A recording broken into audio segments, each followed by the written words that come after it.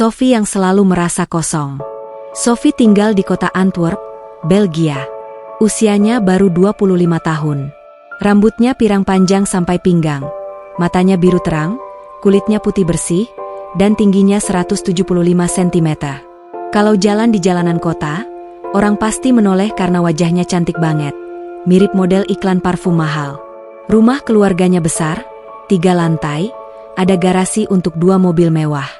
Ayahnya punya perusahaan ekspor coklat, ibunya desainer interior terkenal. Sophie sendiri sedang menyelesaikan kuliah arsitektur semester akhir di universitas terbaik di kota itu. Dari luar, hidup Sophie sempurna. Pacarnya bernama Liam, cowok tinggi tampan yang kuliah kedokteran. Setiap akhir pekan mereka clubbing sampai pagi, minum koktail, dansa di bawah lampu warna-warni. Teman-temannya banyak. Selalu ada yang mengajak nongkrong di kafe mahal atau liburan ke Ibiza. Sophie punya lemari penuh baju branded, sepatu heels belasan pasang, dan tas-tas yang harganya bisa buat beli motor di Indonesia. Tapi anehnya, setiap malam ketika lampu kamar dimatikan, dia merasa hampa. Dadanya sesak, seperti ada lubang besar yang tidak bisa diisi apapun. Malam itu lagi-lagi begitu.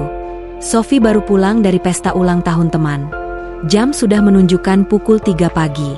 Lia mengantarnya sampai depan rumah, mencium pipinya, lalu pergi lagi karena ada pesta lain. Sophie masuk kamar, buka heels, lempar tas ke sofa, lalu rebahan di kasur king size. Dia buka laptop hanya untuk scrolling YouTube tanpa tujuan. Biasanya dia langsung tidur setelah pesta, tapi malam ini matanya tidak bisa merem. Dia klik video random, dari situ algoritma membawanya ke video lain, lalu ke video lain lagi. Tiba-tiba muncul thumbnail seorang ustaz Indonesia yang sedang ceramah. Judulnya dalam bahasa Inggris, Why I Feel Empty Even When I Have Everything. Sophie tertawa kecil dalam hati. Kok bisa YouTube tahu isi hatinya? Iseng, dia klik videonya. Ustadz itu bicara pelan, pakai bahasa Inggris campur sedikit Arab. Dia cerita tentang orang-orang kaya yang bunuh diri, karena merasa hidupnya tidak ada artinya. Lalu ustadz itu membaca ayat Al-Quran dengan suara yang dalam dan tenang. Sophie tidak paham artinya, tapi entah kenapa dadanya bergetar. Air matanya jatuh tanpa sadar. Dia ulang videonya berkali-kali sampai pagi. Sejak malam itu, kebiasaan Sophie berubah. Dia tetap kuliah dan ketemu teman, tapi setiap malam dia buka YouTube dan cari video ceramah Islam. Kadang sampai jam 2 pagi dia masih duduk di karpet sambil peluk bantal, nangis sendirian. Dia mulai cari tahu arti ayat-ayat yang dibaca. Dia download aplikasi Al-Quran di handphone, belajar baca Latinnya dulu karena belum bisa huruf Arab. Dia juga mulai cari tahu cara sholat lewat tutorial di YouTube. Awalnya cuma penasaran, lama-lama dia merasa damai setiap kali mendengarkan adzan dari video. Suatu malam, saat scrolling komentar di salah satu video ustadz, Sophie melihat ada orang Indonesia yang sering komen bijak. Namanya Dika. Profilnya sederhana, foto cowok biasa pakai kemeja kotak-kotak. Sophie iseng klik profilnya, lalu kirim pesan di Instagram. Isinya cuma, "Hi, I watch the same video.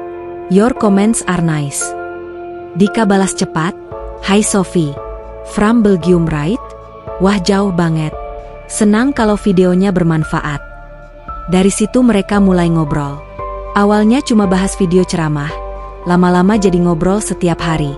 Dika orang Bandung, 27 tahun, kerja di startup teknologi sebagai programmer. Dia bukan ustadz, bukan orang alim banget, cuma muslim biasa yang suka belajar agama. Dia sabar jawab semua pertanyaan Sophie yang kadang konyol, seperti, kenapa cewek harus pakai jilbab? Babi itu benar-benar haram ya? Sampai, sholat itu wajib berapa kali sehari sih? Dika selalu jawab panjang lebar, kirim link artikel, kirim video pendek, tapi tidak pernah maksa. Dia cuma bilang, pelan-pelan aja, yang penting ikhlas. Semakin sering ngobrol, Sophie semakin yakin. Dia mulai coba sholat sendirian di kamar. Awalnya salah kiblat, salah gerakan, sujudnya terlalu cepat. Tapi dia terus latihan. Dia juga mulai tinggalkan kebiasaan buruknya satu persatu. Tidak clubbing lagi, tidak minum alkohol, tidak pacaran lagi sama Liam. Liam marah besar saat Sophie bilang putus. Dia bilang Sophie gila, otaknya dicuci orang di internet. Sophie cuma diam, lalu blokir nomor Liam. Hari demi hari berlalu. Sophie sudah hafal beberapa surat pendek. Dia sudah bisa sholat 5 waktu meskipun masih sering lupa. Suatu malam, setelah Isya, dia duduk di karpet kamar. Laptop menyala, video call dengan Dika terhubung. Dika lagi di kamar kosnya di Bandung, pakai kaos oblong biasa. Sophie sudah pakai mukena putih yang dia beli online diam-diam. Tangannya gemetar. Dia bilang pelan bahwa dia sudah mantap. Dika cuma mengangguk.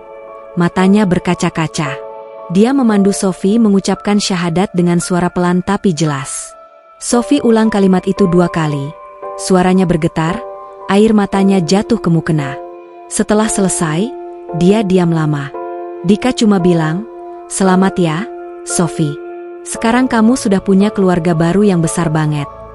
Sophie tersenyum, hapus air mata, lalu matikan video call. Dia sujud syukur panjang di karpet. Malam itu dia tidur dengan tenang untuk pertama kalinya dalam bertahun-tahun. Besoknya dia beli jilbab pertama kali. Warna krem polos, bahan sifon. Dia pakai di depan cermin kamar, senyum sendiri. Wajahnya masih sama cantiknya, malah tambah kalem. Dia foto selfie, kirim ke Dika. Dika balas stiker love dan tulis, "Cantik banget, Masya Allah." Sophie cuma balas, "Makasih udah nemenin aku sampai sini." Sophie tahu perjalanan baru saja dimulai. Dia belum berani bilang ke siapa-siapa di rumah. Ibunya pasti marah. Ayahnya pasti kecewa. Adiknya pasti mengejek. Tapi Sophie sudah tidak takut lagi. Dia sudah punya Allah, sudah punya Dika yang selalu ada di ujung chat, dan sudah punya keyakinan yang membuat hatinya penuh untuk pertama kalinya. Dia menutup laptop, matikan lampu kamar, lalu tidur dengan senyum kecil di bibir. Besok dia akan mulai hidup baru, meskipun dia tahu bakal ada badai besar menanti. Reaksi keluarga yang membekukan. Hari itu adalah hari Minggu. Sophie sudah mempersiapkan diri selama 2 minggu penuh. Dia mandi lebih lama, memilih gamis panjang warna abu-abu muda yang baru datang dari toko online, memakai jilbab segi 4 krem yang sudah dia latih pasang rapi di depan cermin. Wajahnya tetap cantik, malah lebih bersih dan tenang tanpa riasan tebal. Dia turun ke ruang makan tempat keluarganya biasa makan malam bersama setiap akhir pekan. Bau roast beef dan kentang panggang sudah tercium dari jauh. Ayahnya, Philip, duduk di ujung meja sambil baca koran. Ibunya, Claire, sedang menaruh piring terakhir. Adik perempuannya, Elise, 17 tahun, asyik main handphone sambil pakai earphone. Sophie menarik napas dalam, lalu masuk dengan langkah pelan. Begitu ibunya menoleh, sendok di tangan Claire langsung jatuh ke lantai. Philip menurunkan koran perlahan. Elise menarik earphone, mulutnya terbuka lebar. Suasana langsung membeku. Sophie tetap berdiri di ambang pintu ruang makan, tangannya saling menggenggam di depan perut. Philip yang biasanya kalem akhirnya membuka suara lebih dulu. Dia bertanya dengan nada datar apa maksud penampilan itu. Sophie menjawab pelan bahwa dia sudah masuk Islam 2 minggu lalu. Claire langsung menjerit kecil, tangannya menutup mulut. Elise malah tertawa keras, bilang kakaknya pasti lagi prank atau kena hipnotis di internet. Malam itu berubah jadi mimpi buruk.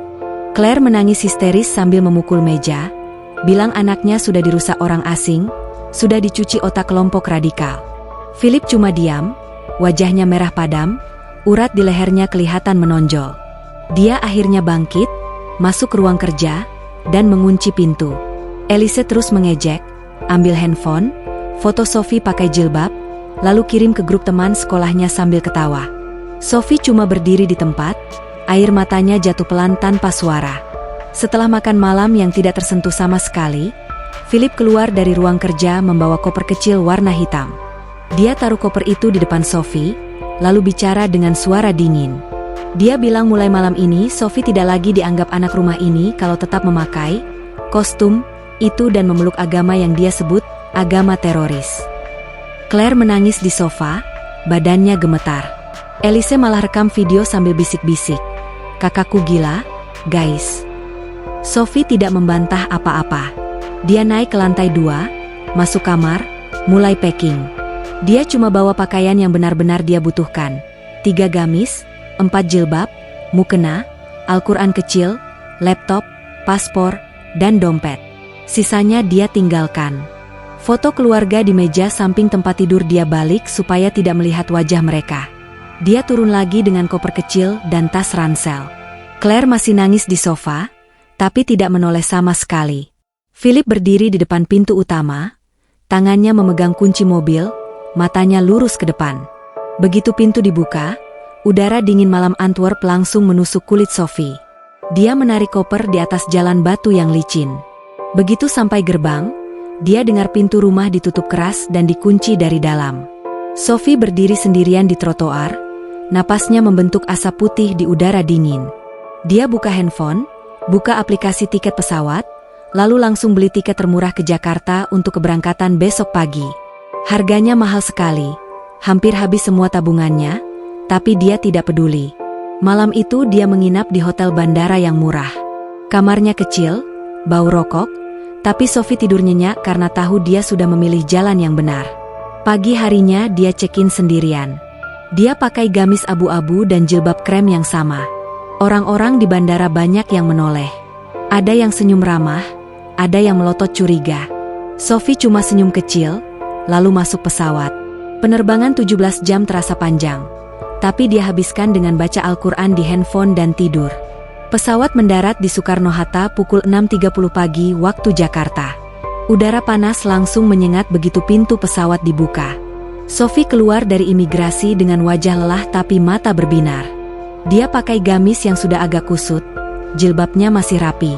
Di arrival hall, dia lihat cowok tinggi kurus pakai kemeja kotak-kotak berdiri sambil pegang kertas bertuliskan, "Sophie welcome to Indonesia." Itu Dika. Mereka belum pernah ketemu langsung, tapi Sophie langsung tahu itu dia dari ratusan foto dan video call. Dika tersenyum lebar, agak grogi. Sophie juga grogi. Mereka cuma salaman pelan, tangan Dika dingin karena AC bandara.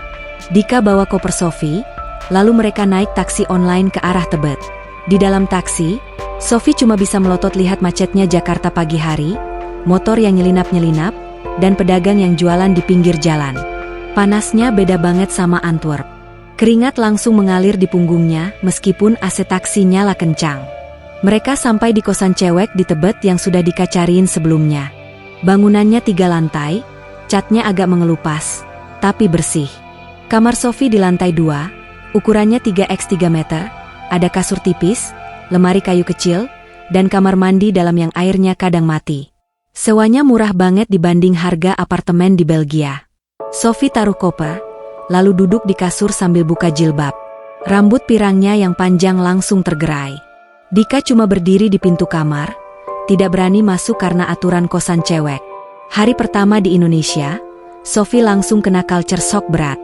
Dika ajak dia makan di warteg dekat kosan. Sophie bingung lihat banyaknya lauk, bingung pakai sendok, akhirnya coba makan pakai tangan kanan seperti yang Dika ajarin. Rasanya enak banget, tapi pedas sampai matanya berair. Malam harinya, jam 4 pagi, Sophie terbangun kaget karena suara adzan subuh dari masjid sebelah. Dia duduk di kasur, dengar suara itu sampai selesai, lalu tersenyum sendiri. Disinilah dia sekarang. Jauh dari rumah, jauh dari keluarga, tapi hatinya justru terasa dekat dengan rumah yang sebenarnya. Malam itu, saat Sophie mau tidur, handphonenya bergetar. Ada pesan WhatsApp dari nomor ibunya. Isinya singkat, dingin, dan menusuk. Kalau kamu nggak balik dalam 1 minggu dan buang semua kain penutup kepala itu, mulai sekarang kamu bukan anak kami lagi. Jangan pernah hubungi kami. Sophie baca pesan itu berkali-kali. Air matanya jatuh ke layar handphone. Tapi dia hapus air mata, tarik napas dalam, lalu matikan handphone. Dia sujud di kasur tipis kosan, lama sekali. Setelah itu dia tidur tanpa mimpi buruk lagi. Hari-hari pertama di Indonesia. Pagi pertama Sophie di Jakarta dimulai jam 4 lelah. Suara adzan subuh dari masjid kecil sebelah kosan menggelegar, masuk lewat jendela yang cuma ditutup kasa. Sophie langsung duduk di kasur. Masih setengah tidur, tapi senyum kecil muncul di wajahnya. Dia ambil air wudhu di ember plastik, sholat subuh sendirian di sudut kamar. Setelah salam, dia lihat keluar jendela. Langit masih gelap, tapi orang-orang sudah mulai jalan kaki ke masjid, bawa sajadah lipat. Sophie merasa aneh sekaligus bahagia. Di Belgia, Jam segini semua orang masih tidur nyenyak. Selesai sholat, dia coba tidur lagi, tapi cuma sebentar. Jam 6 pagi Dika sudah ketok pintu kosan. Bawa sarapan bubur ayam dan teh manis hangat. Sophie turun pakai gamis panjang dan jilbab. Rambutnya masih agak basah. Mereka makan di teras kosan sambil ngobrol pelan supaya nggak ganggu penghuni lain. Dika kasih tahu jadwal hari ini, ke kantornya dulu biar Sophie kenalan sama teman-teman, terus ke masjid besar buat ikut kelas tahsin Al-Quran sore harinya. Perjalanan ke kantor Dika di daerah Sudirman bikin Sophie melotot terus. Macetnya luar biasa. Motor nyelonong dari segala arah, klakson nggak berhenti, asap knalpot bikin tenggorokan gatal. Dia pegang erat tasnya setiap mobil ngerem mendadak. Kantor Dika cuma gedung 5 lantai biasa, tapi suasananya ramah. Teman-teman Dika langsung heboh lihat bule tinggi pakai jilbab. Mereka foto bareng, tanya-tanya pakai bahasa Inggris campur Indonesia. Sophie malu tapi senang. Mereka kasih dia meja kecil di pojokan, jadi dia bisa kerja remote sambil belajar suasana baru. Kerjaannya Sophie tetap desain grafis freelance. Kliennya kebanyakan dari Eropa, jadi jam kerjanya malam hari waktu Jakarta. Siang sampai sore dia bebas belajar. Dika ajarin dia hal-hal dasar bertahan hidup di Jakarta. Cara pesan Gojek, cara tawar harga di pasar, cara bilang, maaf, kalau nggak sengaja nyenggol orang di angkot. Sophie sering salah ucap. Dia bilang, terima kos, padahal maksudnya, terima kasih. Semua orang ketawa, tapi ramah. Nggak ada yang sinis. Hari ketiga, Sophie kena culture shock berat waktu banjir kecil. Hujan deras cuma 1 jam, tapi jalanan di depan kosan sudah setinggi betis. Listrik mati, air kosan juga mati. Sophie panik, nggak tahu harus apa. Dika datang bawa senter kecil dan sepatu bot bekas, ajak Sophie naik ke lantai 3 kosan tetangga yang lebih tinggi. Malam itu mereka duduk di teras lantai 3, makan mie instar pakai lilin. Sophie lihat orang-orang tetap santai, malah bercanda sambil dorong motor lewat banjir. Dia sadar, hidup di sini memang susah, tapi orang-orangnya kuat dan sabar. Setiap hari Sophie belajar bahasa Indonesia dari nol. Dia beli buku, Bahasa Indonesia untuk Pemula, di Gramedia, plus aplikasi Duolingo. Dia catat kata-kata baru di notes handphone. Selamat pagi, permisi, berapa harganya, boleh minta tolong, alhamdulillah. Kalau salah, dia ketawa sendiri. Suatu hari dia mau beli gorengan, malah bilang, saya mau beli kentang, padahal maksudnya, saya mau pisang goreng. Penjualnya ketawa ngakak, kasih 2 gratis karena lucu. Setiap Jumat, Dika ajak Sophie ke masjid dekat kantor buat sholat Jumat. Pertama kali masuk masjid besar, Sophie hampir nangis. Karpetnya hijau lembut, lampu-lampu kristal, suara imam yang merdu. Dia duduk di saf perempuan, lihat ratusan orang seragam rapi. Setelah sholat, banyak ibu-ibu yang datang peluk dia, bilang, cantik banget anaknya, sambil kasih tupperware nasi kuning. Sophie pulang bawa plastik penuh makanan, gak perlu masak 2 hari. 1 bulan berlalu cepat. Sophie mulai bisa naik ojek online sendiri. Dia sudah hafal rute kosan kantor masjid pasar. Berat badannya turun 3 kilo karena makan nasi padang terus. Tapi kulitnya malah lebih cerah karena sering kena matahari. Rambut pirangnya tetap panjang tergerai di dalam jilbab. Tapi sekarang dia sudah mahir pasang jilbab tanpa peniti jatuh. Dia juga mulai pakai baju kurung warna pastel yang dibelikan Dika dari Tanah Abang. Orang-orang bilang dia tambah cantik dan kalem. Tapi di tengah kebahagiaan itu, pesan dari ibunya masih sering datang. Setiap minggu ada pesan baru, makin keras nadanya. Yang terakhir benar-benar bikin Sophie lemas. Sophie, kami sudah laporkan kamu ke polisi Belgia sebagai orang hilang. Kedutaan sudah tahu. Kalau kamu nggak balik sekarang juga, kami akan minta pemerintah Indonesia deportasi kamu. Kami anggap kamu sudah mati. Jangan pernah hubungi kami lagi. Sophie baca pesan itu di kamar kosan malam-malam sendirian. Dia duduk di kasur, handphone jatuh ke lantai. Air matanya mengalir tanpa suara. Dia ingat wajah ibunya yang dulu suka peluk dia tiap pulang sekolah. Ingat ayahnya yang dulu ajarin naik sepeda. Ingat Elise yang dulu tidur bareng kalau takut gelap. Sekarang semua hilang. Dia buka galeri handphone, lihat foto keluarga lama, lalu hapus satu persatu. Sakit, tapi harus dilakukan. Dika tahu Sophie sedih. Dia nggak banyak bicara, cuma nemenin duduk di teras kosan sampai tengah malam. Mereka cuma diam, dengar suara motor lewat dan kucing berkelahi. Akhirnya Sophie angkat kepala, hapus air mata, lalu bilang pelan bahwa dia sudah nggak punya keluarga di Belgia lagi. Dika cuma pegang bahu Sophie sebentar, lalu bilang dia sekarang punya keluarga baru di sini, meskipun cuma keluarga kecil dari teman-teman masjid dan tetangga kosan.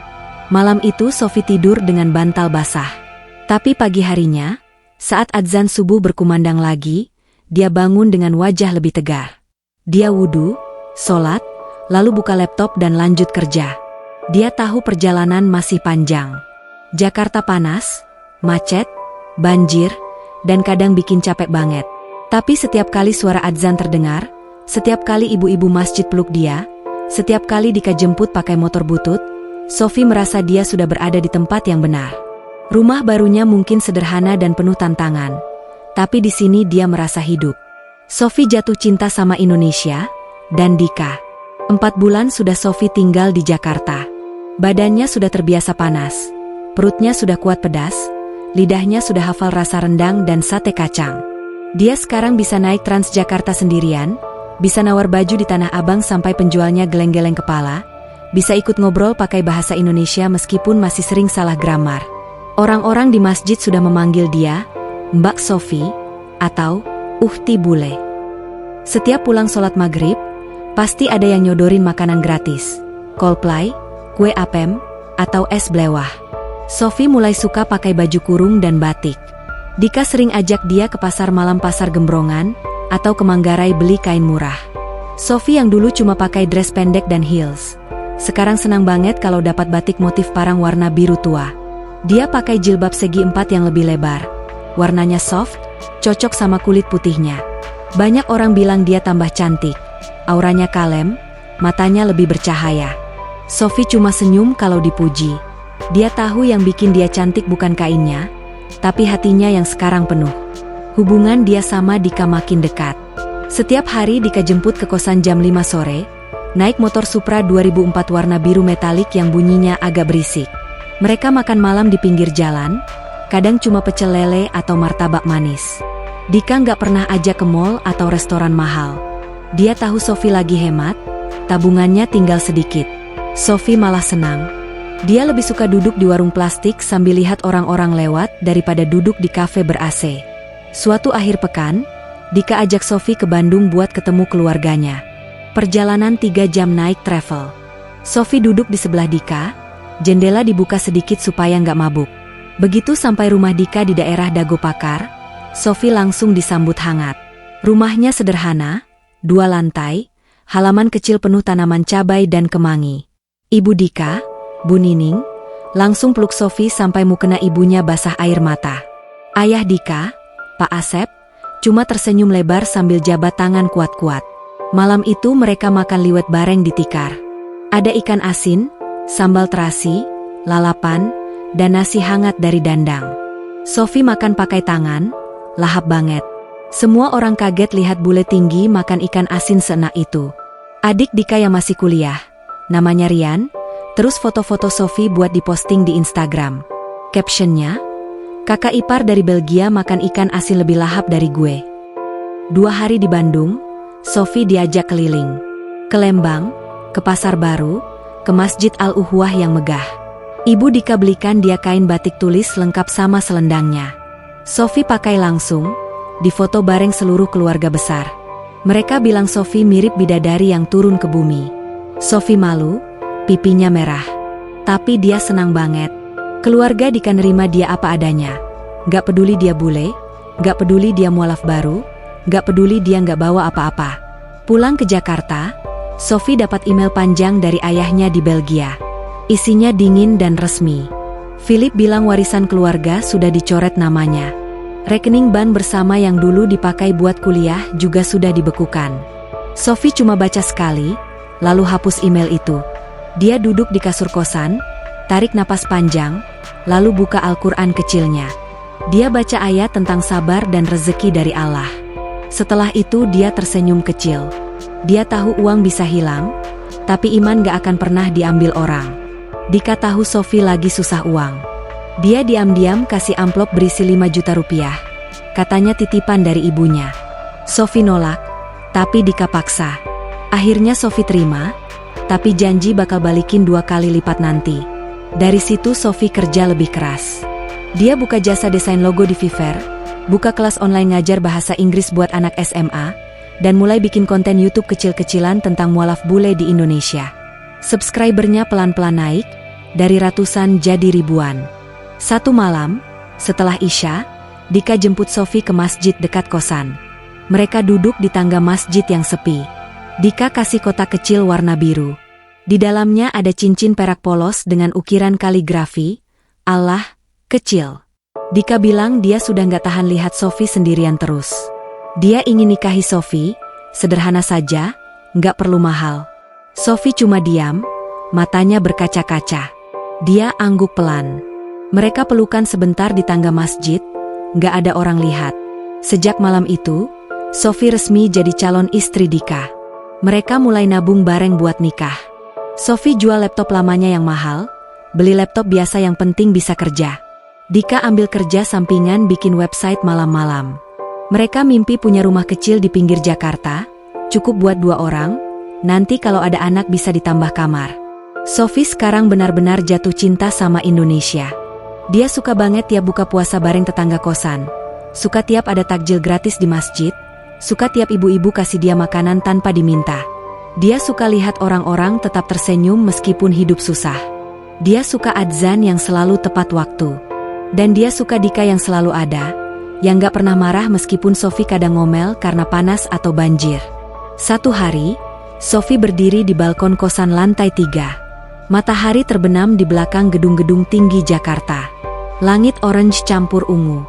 Dari jauh terdengar suara adzan maghrib. Sophie pegang jilbabnya yang tertiup angin, senyum lebar. Dia sudah nggak punya apa-apa dari masa lalu. Nggak ada keluarga di Belgia, nggak ada tabungan besar, nggak ada barang mewah. Tapi dia punya Dika, punya iman, punya harapan, dan punya Indonesia yang pelan-pelan jadi rumah barunya. Dia tarik napas dalam, lalu masuk kamar buat sholat. Setelah sujud, dia berdoa lama sekali. Dia minta Allah mudahkan jalan mereka berdua, minta dijauhkan dari fitnah, minta dikasih rumah tangga yang sakinah. Habis doa, dia buka handphone, lihat foto dia sama Dika di Bandung. Dia tersenyum lagi. Hidupnya sekarang sederhana banget, tapi hatinya penuh banget. Badai datang, video viral dan hujatan. Hari itu seharusnya biasa saja.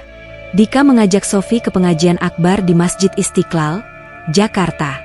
Acaranya malam Sabtu, tema, mualaf di tengah badai fitnah. Panitia tahu Sophie mualaf dari Belgia, cantik, dan sudah lancar ngomong Indonesia meskipun masih agak kaku. Mereka minta Sophie naik panggung cuma 5 menit, cerita singkat perjalanannya masuk Islam. Sophie awalnya takut, tapi Dika bilang ini kesempatan dakwah yang besar. Akhirnya Sophie setuju. Malam itu masjid penuh sesak. Lebih dari 5.000 orang duduk di lantai utama dan selasar. Sophie naik panggung pakai gamis warna hijau toska dan jilbab segi 4 krem yang rapi.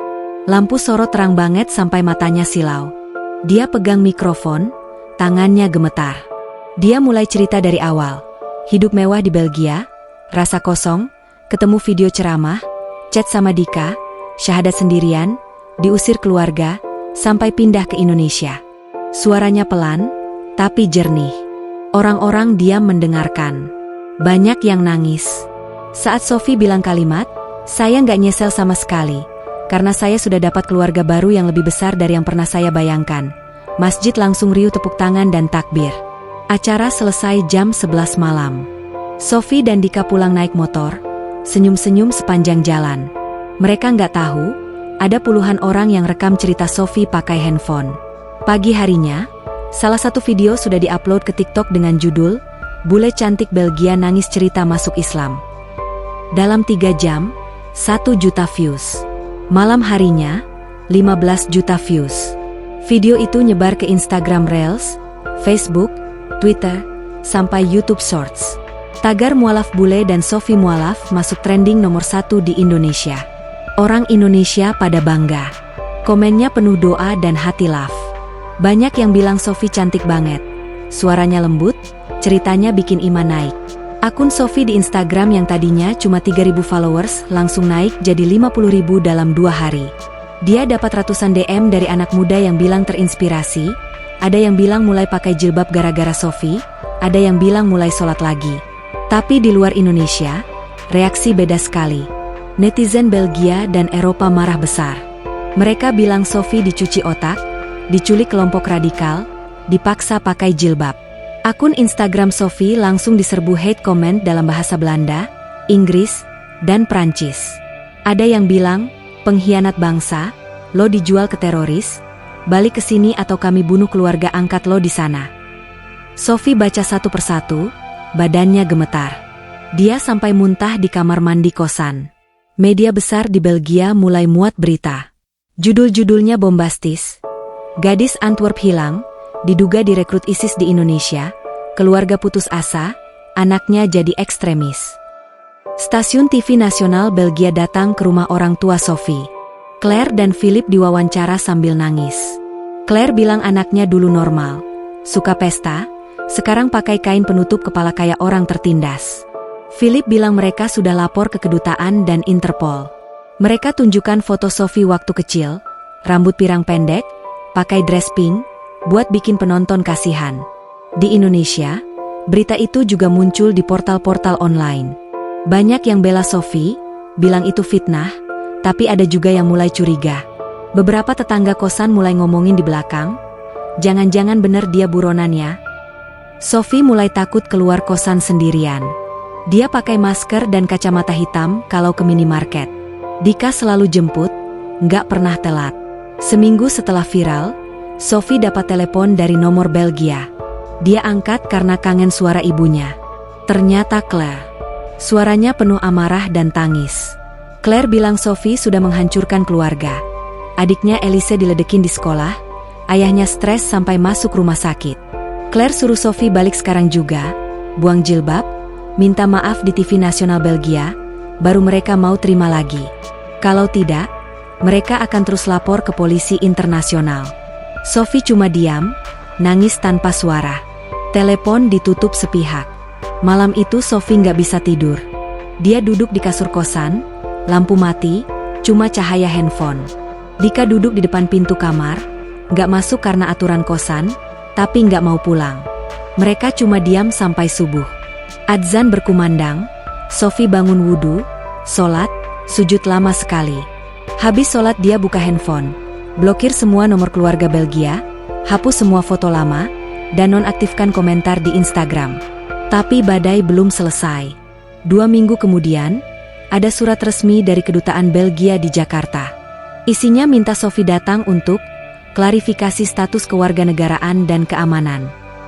Dika bawa surat itu ke pengurus masjid besar, minta saran. Mereka bilang jangan datang sendirian, bawa pengacara atau ustadz terkenal. Akhirnya Sophie datang bareng 3 orang pengurus masjid.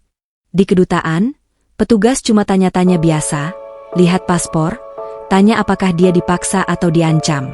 Sophie jawab tegas bahwa semua pilihannya sendiri. Petugas cuma catat, lalu bilang kasus ditutup karena nggak ada bukti penculikan. Tapi di luar gedung kedutaan, sudah ada wartawan Belgia dan Indonesia yang nunggu. Kamera langsung nyorot Sophie. Pertanyaan dilempar, benarkah Anda diculik? Apakah Anda dipaksa nikah? Kenapa Anda tinggalkan keluarga? Sophie cuma diam, kepala tertunduk, tangan Dika pegang erat lengannya. Mereka buru-buru masuk mobil pengurus masjid dan pulang. Sejak hari itu, Sophie jarang keluar rumah. Dia kerja dari kosan, sholat di musala kecil kosan, makan dikirim Dika atau tetangga. Followersnya tetap naik, sudah 200.000, tapi hate comment dari luar negeri juga nggak berhenti. Setiap malam Sophie baca doa perlindungan, peluk Al-Quran kecilnya, lalu tidur dengan lampu menyala. Dika selalu telepon sampai Sophie tidur. Di tengah badai itu, Sophie sadar satu hal, dia nggak sendiri. Ribuan orang Indonesia kirim doa, kirim makanan, kirim dukungan. Masjid-masjid undang dia cerita lagi, komunitas mualaf kirim pesan semangat. Dika nggak pernah pergi. Setiap Sophie nangis, Dika ada. Setiap Sophie takut, Dika pegang tangannya erat. Badai besar datang, tapi Sophie tetap berdiri. Dia tahu ini ujian. Dan dia sudah siap lalui apapun, asal masih ada Allah dan Dika di sisinya. Pernikahan sederhana dan ancaman nyata. 2 bulan setelah badai viral mulai reda, Dika dan Sophie memutuskan nikah secepatnya. Mereka nggak mau tunggu lama lagi. Uang tabungan mereka pas-pasan, tapi cukup buat akad sederhana. Tempatnya dipilih masjid kecil di Tebet, dekat kosan Sophie, yang sudah jadi rumah kedua. Tanggal ditentukan hari Jumat pagi setelah sholat subuh, biar nggak banyak orang dan lebih hikmat.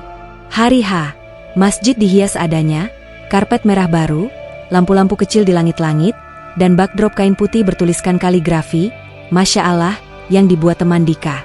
Sophie pakai kebaya putih polos panjang, jilbab segi 4 satin warna putih susu, tanpa manik-manik atau payet. Rambut pirangnya disanggul rapi di dalam. Wajahnya cuma pakai bedak tipis dan lipstik nude. Semua orang yang lihat bilang dia cantik banget, seperti pengantin dari negeri dongeng. Dika pakai beskap hitam sederhana dan blangkon.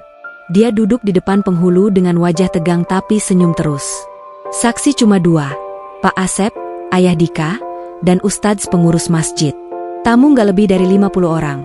Keluarga Dika dari Bandung, teman-teman kantor, tetangga kosan, dan beberapa mualaf lain yang sudah anggap Sophie seperti saudara. Bu Nining, ibu Dika, duduk paling depan sambil pegang tisu, matanya basah sejak tadi. Akad berlangsung singkat. Dika ucap ijab kabul sekali hembusan, langsung sah. Semua orang takbir bareng sampai masjid bergema. Sophie yang duduk di ruang perempuan cuma bisa nangis pelan sambil pegang tangan Bu Nining. Setelah itu sungkeman. Sophie sungkem ke Pak Asep dan Bu Nining. Mereka peluk Sophie lama sekali. Bu Nining bisik pelan bahwa mulai hari ini Sophie sudah resmi jadi anaknya. Resepsi cuma selamatan kecil di halaman masjid. Makanannya nasi kotak ayam goreng, telur balado, dan es teh manis. Nggak ada dekorasi balon atau foto booth. Tapi semua orang senang banget. Banyak yang foto bareng pengantin, video pendeknya langsung diupload teman-teman. Dalam beberapa jam, tagar nikah mualaf bule trending lagi. Video Sophie sungkem ke mertua ditonton jutaan orang. Komennya penuh doa dan hati love. Malam pertama mereka nginep di kontrakan kecil yang baru disewa Dika di daerah Cijantung. Masih kosong, cuma ada kasur lipat, lemari bekas, dan kompor 1 tungku. Sophie dan Dika duduk di lantai makan mie instar sambil ketawa. Mereka bahagia banget meskipun cuma punya sedikit barang. Tapi kebahagiaan itu cuma bertahan 2 hari. Malam ketiga setelah akad, jam 11 malam, ada ketukan keras di pintu kontrakan. Dika buka pintu, langsung kaget. Ada 2 cowok kulit putih tinggi besar berdiri di depan, pakai jaket hitam dan topi kupluk. Salah satunya langsung teriak pakai bahasa Belanda kasar. Dika nggak ngerti, tapi Sophie yang lagi di dalam langsung kenal suara itu. Itu teman lama Liam, pacar pertamanya dulu di Belgia. Mereka teriak-teriak minta Sophie keluar. Ancaman mereka jelas. Kalau Sophie nggak balik ke Belgia sekarang juga, mereka bakal bakar kontrakan, bakar masjid, dan bunuh Dika. Sophie keluar dengan badan gemetar, berdiri di belakang Dika. Dia coba tenang, bilang dia sudah dewasa, sudah nikah sah, dan nggak mau balik. Salah satu cowok maju selangkah, hampir pukul Dika, tapi tetangga kontrakan sudah pada keluar bawa sapu dan senter. Akhirnya kedua cowok itu pergi sambil teriak-teriak kasar. Malam itu Sophie dan Dika lapor polisi sektor. Polisi datang, catat kejadian, tapi bilang susah dilacak karena orangnya pakai motor sewa dan pasti sudah kabur. Sophie takut banget. Mulai malam itu dia pakai cadar kalau keluar rumah. Wajahnya yang cantik sekarang tertutup semua, cuma mata birunya yang kelihatan. Dika juga nggak berani tinggal sendirian di kontrakan lagi. Mereka pindah ke Bandung, tinggal bareng orang tua Dika di rumah Dago Pakar. Rumahnya lebih aman, ada pagar tinggi dan tetangga padat. Sophie tidur di kamar lama Dika, Dika tidur di ruang tamu. Setiap malam Sophie susah tidur. Dia sering bangun tengah malam, cek jendela, takut ada orang asing lagi. Ancaman nggak berhenti di situ. Akun bank Dika tiba-tiba kena hack. Tabungan mereka yang tinggal 10 juta lenyap dalam semalam. Kartu ATM diblokir, aplikasi mobile banking nggak bisa dibuka. Dika lapor bank, tapi prosesnya lama. Mereka jadi benar-benar susah uang. Makan sehari-hari mulai dari donasi tetangga dan keluarga. Sophie tetap bikin konten dakwah di YouTube dari kamar. Dia cerita perjuangan mualaf, cerita nikah sederhana, cerita ancaman yang dia hadapi. Video-videonya tetap ditonton ratusan ribu orang. Banyak yang kirim donasi lewat Saweria dan transfer langsung. Uangnya mereka pakai buat hidup sehari-hari dan bayar utang kontrakan lama. Haters di luar negeri makin ganas. Ada yang buat petisi online minta Sophie dideportasi. Ada yang sebarkan foto edit Sophie pakai bom bunuh diri. Ada yang kirim ancaman bunuh lewat email. Sophie dan Dika serahin semua ke polisi siber, tapi prosesnya lambat. Di tengah susah itu, Sophie tetap sholat malam. Dia sering sujud lama, nangis di sajadah, minta perlindungan. Dika selalu bangun juga, sholat di sampingnya meskipun cuma pakai sarung. Mereka saling pegang tangan, lalu tidur lagi. 1 bulan di Bandung, Sophie mulai bisa tersenyum lagi. Dia bantu Bu Nining masak di dapur, bantu Pak Asep nyiram tanaman, ikut ngajar TPA kecil di masjid dekat rumah. Wajahnya yang tadinya pucat mulai segar lagi. Cadar masih dipakai kalau keluar, tapi di rumah dia buka, rambut pirangnya kembali tergerai. Suatu malam, setelah Isya, Sophie dan Dika duduk di teras rumah. Udara Bandung dingin, bintang-bintang kelihatan jelas. Sophie pegang tangan Dika erat-erat. Dia sadar hidupnya sekarang penuh ancaman, penuh kesusahan, uang hampir habis, masa depan gak jelas. Tapi dia juga sadar dia punya suami yang gak pernah ninggalin, punya keluarga baru yang sayang banget, dan punya Allah yang selalu lindungi. Dia tarik napas dalam, lihat langit, lalu pelan-pelan tersenyum. Badai masih datang, tapi dia sudah gak takut lagi. Akar yang baru tumbuh. Setahun berlalu sejak malam ancaman di kontrakan Cijantung. Sophie sekarang dipanggil Sofia Husna oleh semua orang. Nama itu dipilih Bu Nining pas akad. Sofia artinya bijaksana, Husna artinya yang terbaik. Sofia sudah lancar bicara Indonesia. Aksennya masih ada sedikit, tapi orang-orang malah bilang lucu dan imut. Rambut pirangnya tetap panjang, tapi sekarang selalu tersanggul rapi di dalam jilbab segi 4 warna-warna lembut. Cadar sudah dia lepas sejak 6 bulan lalu, karena ancaman dari luar negeri sudah reda total. Polisi Belgia resmi menutup kasus orang hilang, dan keluarga lama di Antwerp sudah nggak pernah kirim pesan lagi. Sofia dan Dika sekarang tinggal di rumah kecil di Lembang, Jawa Barat. Rumahnya dibeli dari donasi viewers YouTube dan Saweria, yang terkumpul hampir 200 juta. Rumahnya sederhana, 2 kamar tidur, ruang tamu kecil, dapur, dan halaman belakang yang langsung menghadap sawah dan Gunung Tangkuban Parahu. Pagarnya bambu, catnya hijau muda, atap genteng merah. Tiap pagi kabut turun, udara dingin, ayam tetangga berkokok. Sofia suka banget berdiri di teras sambil pegang cangkir teh hangat, lihat matahari terbit perlahan. Channel YouTube Sofia sekarang punya 1,5 juta subscribers. Dia bikin konten rutin, ngajar bahasa Inggris gratis, cerita mualaf, vlog masak rendang atau lasagna halal, sama ngajar desain grafis pakai Canva. Setiap Sabtu dia buka kelas online gratis buat anak yatim dan duafa, ngajar dari dasar sampai bisa bikin logo. Ratusan anak ikut tiap minggu. Banyak yang sudah dapat kerja freelance gara-gara diajarin Sofia. Penghasilan mereka sekarang cukup. Dika tetap kerja di startup, tapi sudah naik jabatan jadi senior programmer. Sofia dapat iklan YouTube, endorsement halal, sama donasi tetap tiap bulan. Mereka nabung buat bikin rumah yatim kecil di belakang rumah. Rencananya tahun depan mulai bangun. Yang paling bikin Sofia bahagia adalah perutnya yang sekarang sudah membuncit 5 bulan. Dokter USG bilang anaknya perempuan. Dika senyum lebar tiap lihat foto USG, langsung tempel di kulkas. Nama sudah dipilih, Aisyah Maryam Putri. Sofia sering pegang perut sambil ngomong pelan dalam bahasa Inggris campur Indonesia, bilang anaknya bakal jadi anak solehah yang kuat kayak ibunya. Hari-hari mereka tenang. Pagi sholat berjamaah, sarapan nasi goreng kampung, Dika berangkat kerja naik motor, Sofia bikin konten atau ngajar online. Siang mereka makan bareng kalau Dika pulang cepat. Malam mereka baca Al-Quran bergantian, terus tidur pelukan. Nggak ada lagi ancaman, nggak ada lagi hate comment yang terlalu ganas. Hater sudah bosen sendiri, akun-akun lama pada hilang. Suatu sore, handphone Sofia bergetar. Ada email masuk dari alamat yang nggak dikenal. Subjeknya cuma, Elise. Sofia hampir hapus karena takut, tapi akhirnya buka. Isi email panjang, ditulis dalam bahasa Belanda dulu, lalu diterjemahkan sendiri ke bahasa Inggris.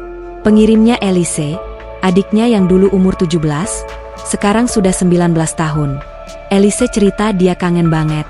Dia bilang sejak Sofia pergi, rumah di Antwerp dingin sekali. Mama sering nangis sendirian, papa kerja terus sampai sakit. Elise mulai cari tahu Islam diam-diam.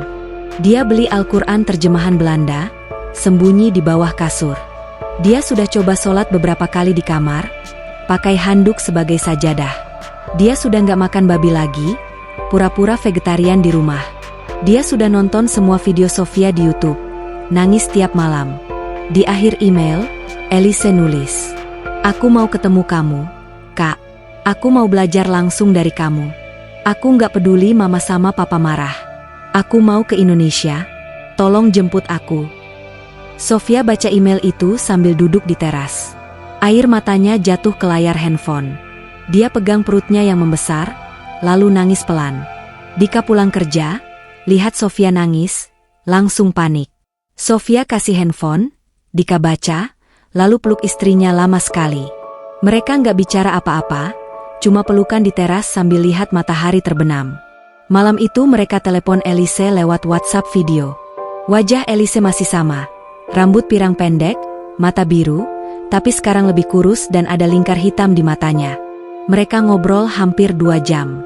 Elise nangis, Sofia nangis, Dika cuma senyum sambil hapus air mata sendiri. Mereka janjian, Elise bakal datang ke Indonesia pas libur kuliah, tinggal bareng mereka di Lembang selama sebulan. Sofia janji ajarin sholat, ajarin baca Al-Quran, ajarin masak nasi goreng. Sejak hari itu, Sofia sering senyum sendiri. Dia sadar Allah sudah balikin keluarganya, meskipun pelan-pelan dan dari cara yang gak dia duga. Dia pernah kehilangan satu keluarga di Belgia, tapi sekarang Allah kasih keluarga yang jauh lebih besar. Suami yang setia, mertua yang sayang, anak yang bakal lahir, adik yang mulai cari jalan pulang, jutaan viewers yang doain tiap hari, dan umat di masjid-masjid yang selalu peluk dia tiap ketemu. 1 tahun setelah semua badai, Sofia berdiri lagi di teras rumah Lembang. Pagi itu kabut tebal, udara dingin menusuk tulang. Perutnya sudah besar, dia pegang sambil tarik napas dalam. Adzan subuh berkumandang dari masjid kecil di bawah sawah, suaranya menggema sampai ke gunung. Sofia tersenyum lebar, mata birunya berbinar. Dia tahu hidup gak akan selamanya mudah. Pasti masih ada cobaan, pasti masih ada susah. Tapi sekarang dia sudah punya akar yang kuat, iman yang dalam, cinta yang tulus, dan rumah yang penuh kehangatan. Sofia masuk rumah, ambil mukena, wudu di kamar mandi kecil, lalu sholat subuh berjamaah sama Dika. Setelah salam, dia sujud syukur lama sekali. Habis itu dia angkat kepala, lihat suaminya yang tersenyum, lalu pegang perutnya lagi. Allah memang maha pembalik hati. Dari gadis bule yang kosong di Antwerp, sekarang dia jadi Sofia Husna, istri, calon ibu, dan bagian dari keluarga besar yang gak pernah dia bayangkan sebelumnya. Hidupnya sekarang sederhana, penuh kerja keras, tapi penuh makna. Dan Sofia nggak pernah menyesal 1 detik pun.